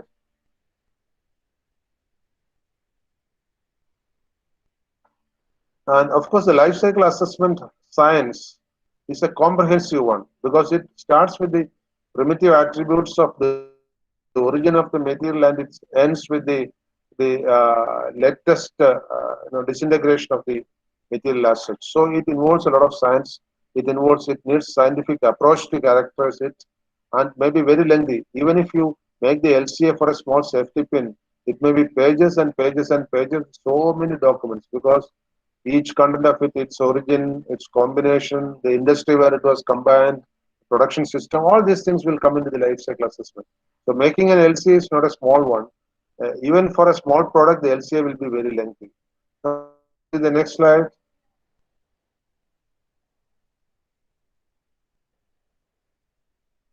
Why we should do an LCA? What is the need for an LCA? When we do something, it should have a purpose. First thing is to identify and to improve the environmental performance so that that product will spoil the environment less. Any product, as I once told, even if you are just walking in your front yard, you are killing thousands of organisms under your foot. So any activity, knowingly or unknowingly, has got an impact on this earth, and to reduce that impact to the maximum, or minimize the impact is our goal. That is what is called better environmental performance. And for that, the decision makers should have knowledge. They should have information. Otherwise, they'll feel that they are not doing any harmful effect. So they should also know that they are doing a lot of harm. And then for selecting relevant indicators of environmental performance. Say, for example, something which is environmentally more relevant may be pretty cheap, but something which is environmentally less relevant may be very costly to attain. So if we know these cost factors and relevance, it will be good for us to implement it properly. And then definitely, if you know the LCA, if you know the life cycle assessment, your marketing and sociability will be better because, for example, in products, you put what is called eco label. Eco label, you can say that, say eco label. I think the Indian eco label you should have seen. It's an earthen pot, which is the eco label. That earthen pot is there on a product. It indicates that that product will dissolve into the earth. It is biodegradable. So like that, so people who have got a concern for environment, suppose you are going to buy a pickup bag, one pickup bag is having the eco label, the other is not having. Definitely, as a person who is interested in the environment, you will go for buying the eco label, the packet. These are the advantages of life cycle assessment. See the next ISO. Why you just come? Okay, okay, yes. ISO 14040 only. Yes, yes. I saw first as ISO 14000. ISO 14040 is a document dealing with life cycle assessment. How the life cycle assessment can be done, what are the parameters to be taken, and also how it can be developed. And the guiding document for all these things is called ISO 14040. It's available free of cost on the net also. You can just go through it. See the next slide.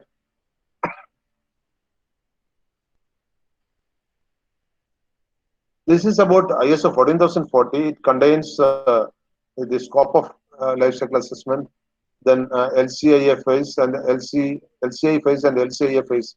Okay, I'll show in the next slide. Then interpretation phase. All these things are given in 14040. This is the order in which it is given in 14040. And of course, 14040 along with 14044 gives the total reference material for life cycle assessment, which are the legal implications and procedures. See the next slide. These are the different phases in life cycle assessment. First one is called the goal and scope. I'll define what is goal and what is scope. Second one is called life cycle inventory, LCI. Third one is called life cycle impact assessment, LCIA. This LCIA you can be careful because in the in the coming sessions we'll have one session on environmental impact assessment, EIA. Okay, then the fourth stage is what is called interpretation. Now let us see. All these together are called the four phases of life cycle assessment. See the next slide. This is what I want you to see. This is a video on the life cycle assessment of a cotton t-shirt. Let us see. This is what we have to do even for the large products. Say, for example, you are asked to do a life cycle assessment of a hydroelectric power projects. The impact may be very huge, but the procedure is the same thing.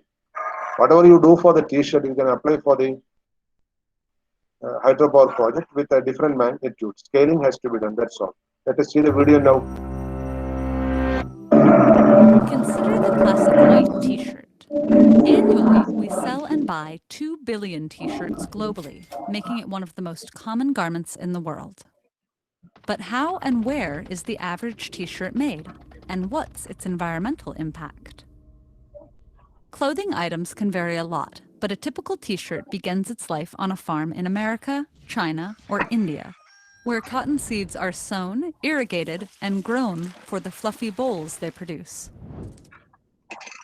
Self-driving machines carefully harvest these puffs. An industrial cotton gin mechanically separates the fluffy bolls from the seeds, and the cotton lint is pressed into 225-kilogram bales. The cotton plants require a huge quantity of water and pesticides. 2,700 liters of water are needed to produce the average t-shirt, enough to fill more than 30 bathtubs. Meanwhile, cotton uses more insecticides and pesticides than any other crop in the world. These pollutants can be carcinogenic, harm the health of field workers, and damage surrounding ecosystems. Some t-shirts are made of organic cotton, grown without pesticides and insecticides, but organic cotton makes up less than 1% of the 22.7 million metric tons of cotton produced worldwide. Once the cotton bales leave the farm, Textile mills ship them to a spinning facility, usually in China or India, where high-tech machines blend, card, comb, pull, stretch, and finally twist the cotton into snowy ropes of yarn called slivers. Then yarns are sent to the mill, where huge circular knitting machines weave them into sheets of rough grayish fabric, treated with heat and chemicals until they turn soft and white. Here, the fabric is dipped into commercial bleaches and azo dyes, which make up the vivid coloring in about 70% of textiles. Unfortunately, some of these contain cancer-causing cadmium, lead, chromium, and mercury. Other harmful compounds and chemicals can cause widespread contamination when released as toxic wastewater in rivers and oceans. Technologies are now so advanced in some countries that the entire process of growing and producing fabric barely touches a human hand, but only up until this point. After the finished cloth travels to factories, often in Bangladesh, China, India, or Turkey, human labor is still required to stitch them up into t-shirts.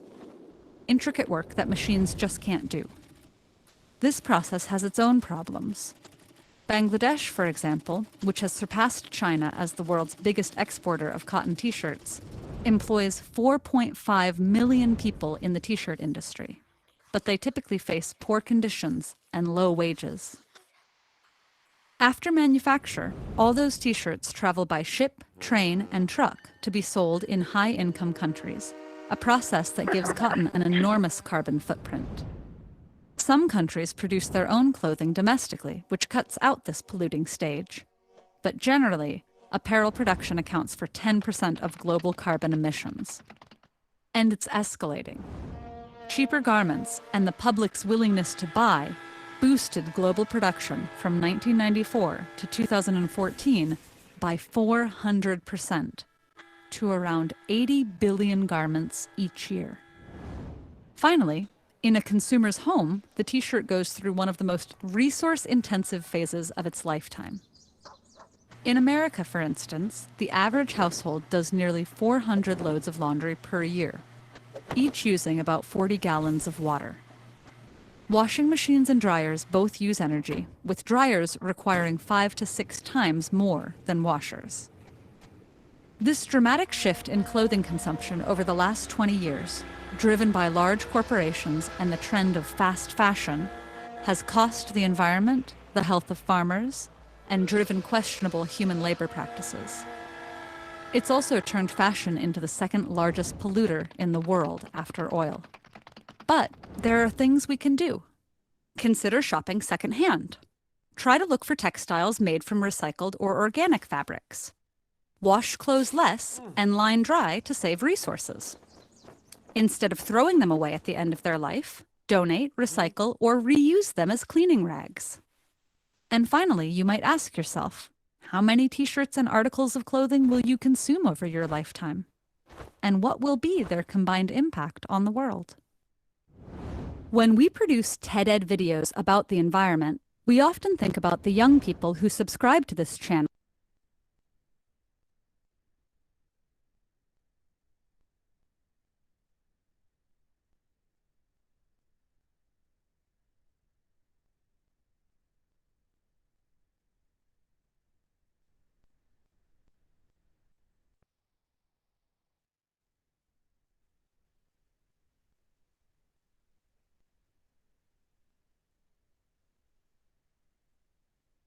Okay, we are coming back to the slides. I have told that there are 4 phases in the LCA.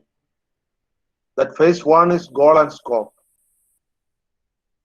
Goal means is the first component of LCA which guides much of the subsequent analysis. So in the LCA process, the goal means what you aim to do. What is the purpose or what is the objective that you want to attain? That's called goal.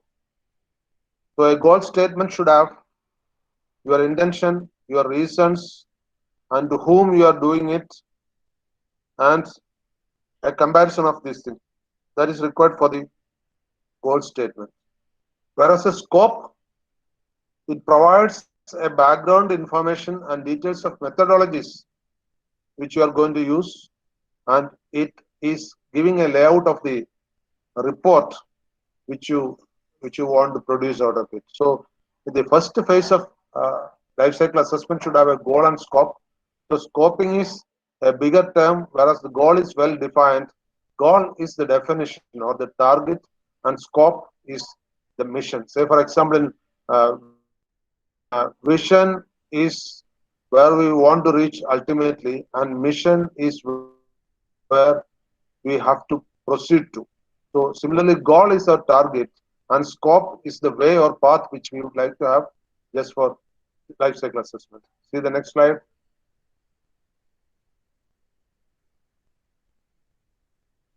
Then phase 2 and phase 3. Phase 2 is called the LCI, and phase 3 is called the LCIA. So phase 2 is life cycle inventory.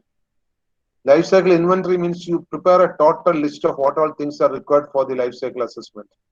Like in the case of T-shirt, now you have seen what are the materials, energy, all these things, transport, all these things which are required for the life cycle is called life cycle inventory. And LCIA is the life cycle impact assessment. That means each item in this inventory, it can be a product, it can be a process, or it can be a raw material, whatever it is. Each item in this life cycle assessment, how it is going to impact or make an impact on the environment, that is called life cycle impact assessment. That is the second stage. Now coming to the next slide.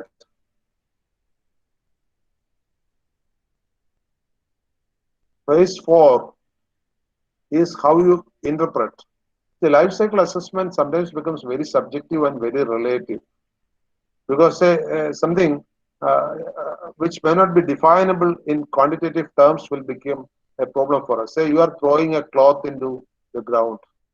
How many years it will take for the cloth to disintegrate? If it is cotton cloth, maybe it will disintegrate easily. If it is polyester, it may take hundreds of years. But if it is a mix of this thing, it may be variable. So defining the variability sometimes may be a big problem. So it's a continuously ongoing assessment. Life cycle assessment is not a definite one. It may go on with time. Sometimes it has to be a dynamic assessment, not a static assessment. Say for example, the life of an individual, how much long a person will live. The average life expectancy in Kerala in 1947 was around 30 years. Now the life expectancy is around 74 years. So it has gone up very much. So it's a dynamic situation. So if you said that the human being will live for 30 years, it would have been correct at a time. But now you cannot say that. So life cycle assessment of most of the products are like that. It will go on. Why the slide has changed? Okay.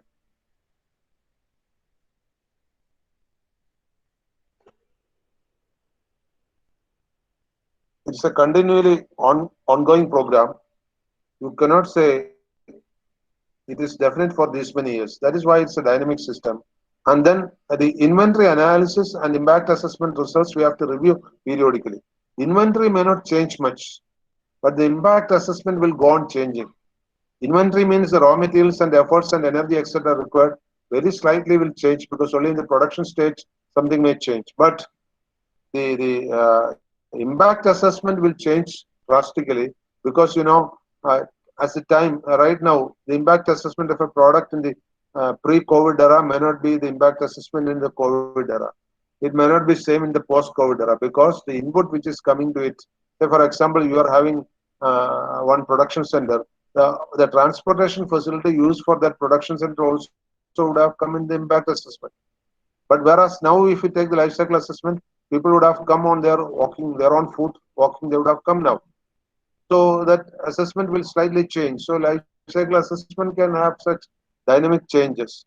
And of course, it can be modeled as conclusions and recommendations to the decision maker, so that the decision maker will have a feeling of LCA, so that he can cut down something and increase something. If I know that something is having more life cycle impact, then definitely I can cut down and can resort to something which is having less life cycle impact. And of course, it will also reflect the various uncertainties involved in the inherent LCA.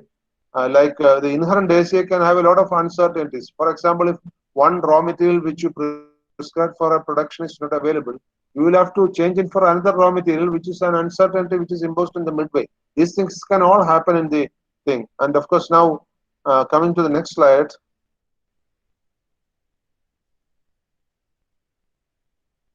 What are the limitations of life cycle assessment?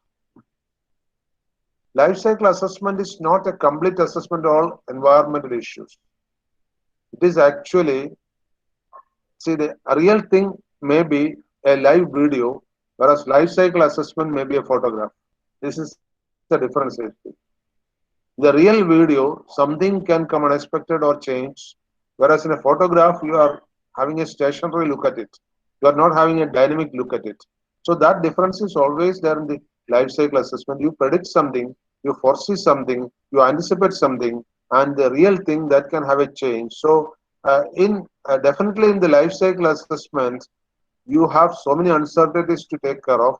Those uncertainties are handled maybe by a dynamic assessment. You can also revise the assessment. Some of the life cycle assessments say the metallic waste which are coming from a steel industry. When the steel production you are having the life cycle assessment, you can have a preliminary idea about the metallic things which are coming from the life cycle assessment. What happens is these contents which are thrown onto the earth can have its own change, and because of that, the assessment pattern itself may change. And another thing is the complete assessment of the environmental issues will not be possible at all. That nobody can predict what will happen next. Of course, life itself is unpredictable, nature is unpredictable, and every process which is happening in the nature is also unpredictable. Say, for example, you are throwing away plastic onto the ground. What is our prediction? Our prediction is that these plastics will take 500 or 600 years later to dissolve, or even 1,000 years to dissolve into the earth. All of a sudden, you just find that a new microbe is coming, a new bacteria or microbe is coming, which can eat these plastics. Definitely, the life cycle of that plastic will be entirely changed. So this can happen. These are things can change all of a sudden, and of course, it can also include so many processes which can even change on daily basis. Even the production process can change at a later stage. So the data collected need not have certainty. Whatever data you collect about the life cycle assessment, sometimes that data itself may be uncertain. Even the list of raw materials or inventory which you collect may be different, because if say you are counting fossil fuel as an inventory for say the energy sector, the production needs energy, and you are taking fossil fuel as the basis for that. But remember that one day that fossil fuel may get extinct, may not be available, so the assessment will have to be changed. So uncertainty is always level in the assessment, but it's a better estimate. You can say it's a better estimate. Now, see the next slide. What are some critical reviews of life cycle assessment? Critically, we can review. It's not a consistent process, and of course, you cannot endorse it. Endorse it means you cannot say 100% it is going to be like that. As I told earlier, this can be shown as a better estimate of what the life cycle is going to be. So only after the life cycle is over, like telling this man, see the astrologers say you will live up to 75 years. Is it real? No. Some days it can happen or may not happen. Like the meteorological department saying about the rain. When they say rain may be there, it may not be there. So prediction always may not be possible in life cycle assessment, but as an estimate, it can sustain. It will sustain as an estimate. That's all. So don't rely on it for the entire thing. And now coming to the summary of the critical review, that only is there. So the credibility aspects will be affected naturally. So don't insist that everything should be as per the life cycle assessment. Things can change. This is only an estimate. This is not realistic, but something close to our expectation level. That's all. And now coming to the summary features of life cycle assessment.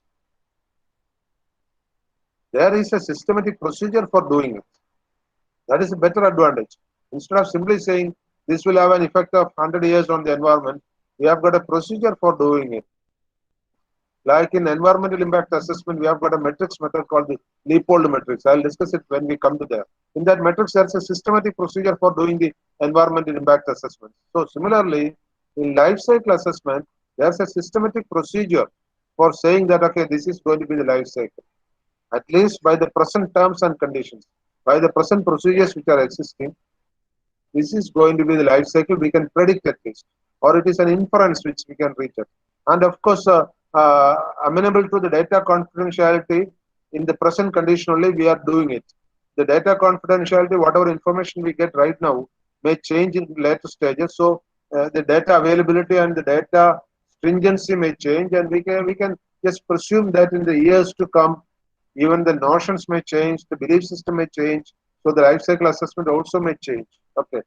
And of course, it is not overly restrictive. Life cycle assessment, it is a flexible system. It is not a rigid system. Being a flexible system, definitely it can change at any time, and we accommodate that changes also. That is why LCA revised is always possible. Like in construction industry, we have always a first estimate, then an arbitration may come, there may be a second estimate, there may be third estimate, like the construction estimate. That is how the government, see the Kallada irrigation project has crossed already 200 times the initial estimate. Why? They prepare an estimate second time, they prepare an estimate third time. Civil construction, it is very common. So this is applicable to LCA also. The first LCA report can change later. It can be even revised at any stage. That is possible with LCA. And then another thing is that it's an open document. Anybody can access it. So that is why so many environmental cases are coming based on LCA assessment. The Green Tribunal, so many cases have come on LCA assessment. And of course, the people who are not fully aware about LCA feel that it is something which is going to really happen. It may not happen. Say, for example, the assessment given in the LCA is only like a story, but based on some intuitive things and some scientific fact. That's all. It may not necessarily happen, but it's the most expected thing. See the next slide. That is why it is called the potential happening. Life cycle assessment is the possibility.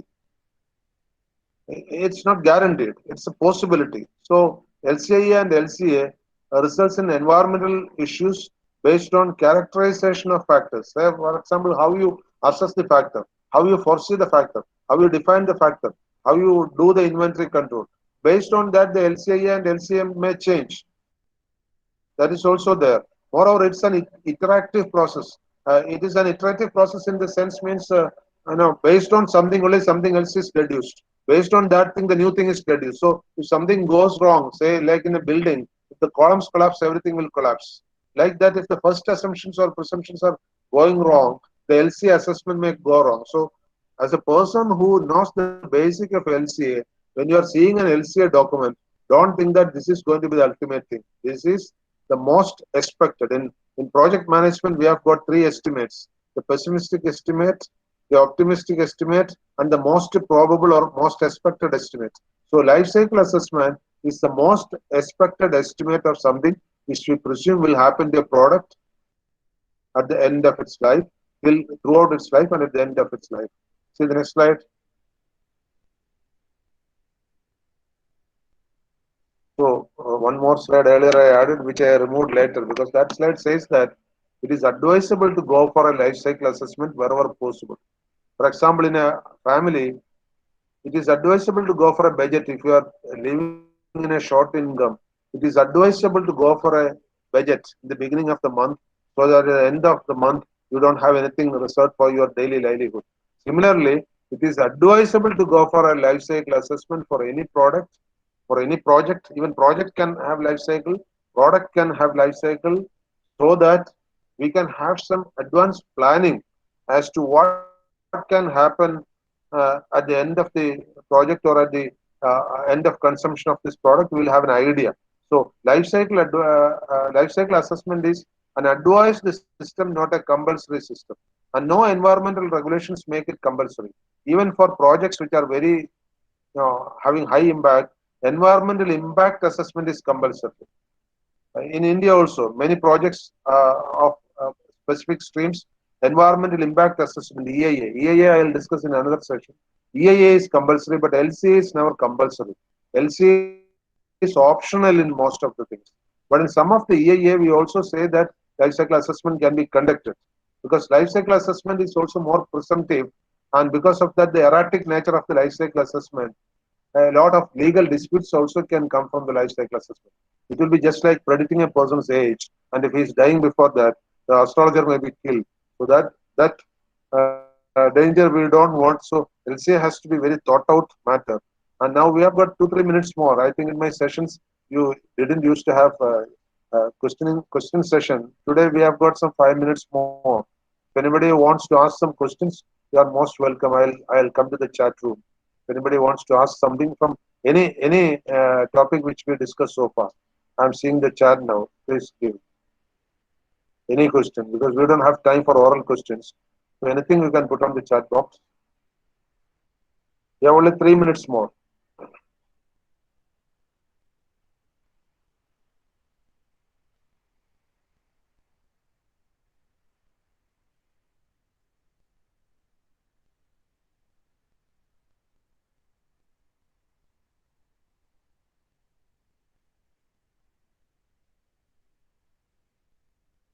I think some of the participants have already left, but others are still here. Uh, More than 100 participants, 111 participants are still there. Please put in the chat box if you have any doubts to clarify. Otherwise, I will take it for granted that you understood everything.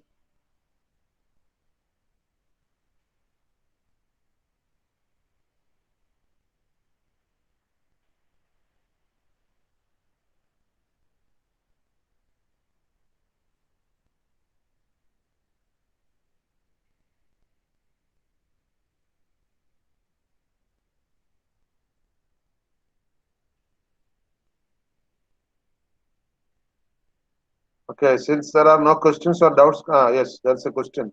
From where we will get technical support for ISO? Okay, ISO technical certificate, it is better you contact with, of course, I am having always liaison with BVQI, Bureau Veritas Quality International. They are the people, because when I was principal at 2 colleges at Trivandrum, there also I did the by BVQI.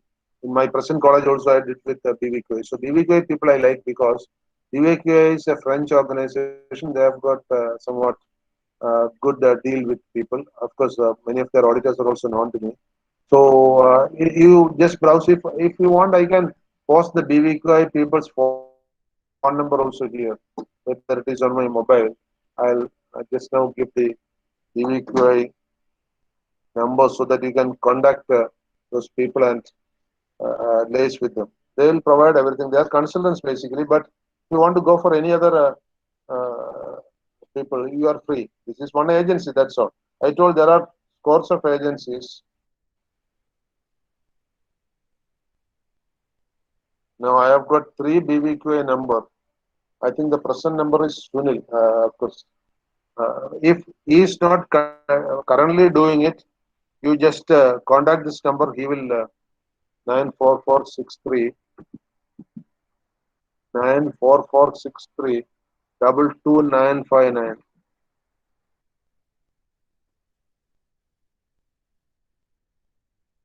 Sunil.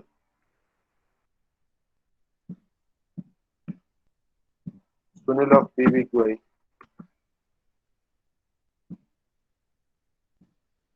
You call him, he will provide all the support. 94463 Sunil of BVQI. I am putting it in the chat box. You can note down. He will provide you all the facilities. Or if he has, because this private agencies, we cannot assure you whether he is still with BVQI. Last year I contacted him. If he has left, you ask him, he will give the person. He is in charge of all Kerala. And if he is not there, he will give the person. And if you don't want BVQI, you can browse the net. So many agencies numbers will be there. Remember in India, even Bureau of Indian Standard is an approved agency, but it's a government agency. If you tie up with them, it is very difficult. Then there is another question. It's better to go for a private agency because government agencies are more lethargic. They can do the work, but the another question is, the last video you said that we can also become the ISO auditors. How to achieve that? That also you can ask Sunil. Earlier, long back, I have been an auditor for ISO.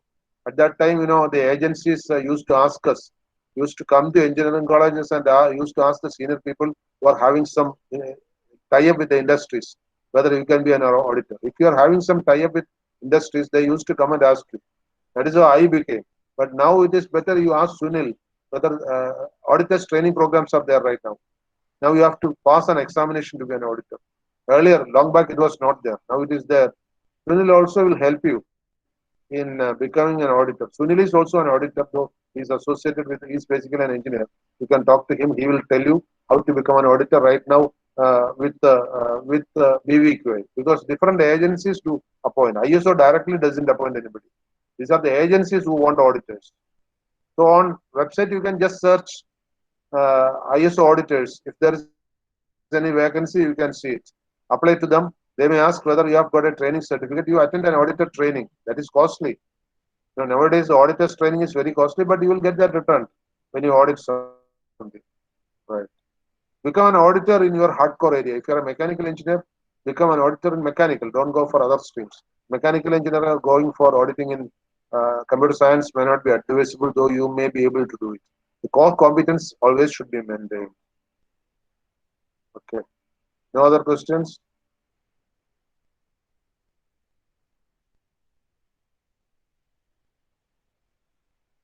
There is a question again, from where we will get technical support for ISO 14000. You can contact Sunil. They'll give it. They'll even provide you the numbers of people who are close to you. For example, if you are at, say, Kottayam, they'll give you the person in their list who is staying at Kottayam. For example, when I was at Trivandrum, another representative of BVQ at Trivandrum, his name was Nandakumar. He always used to visit me weekly, and many other colleges also I recommended him so that he could make business. So your nearby auditor or agent will come and meet you and ask. Always see that it's a mutual relation, so that even after 10 or 15 years, I'm still having relation with BVK, means they are served well. That's it. Their service I liked. That is a real thing. Okay. No other questions. So we will call it off. Thank you very much. We will finish the discussion here. Right. Thank you, sir. Thank you, sir.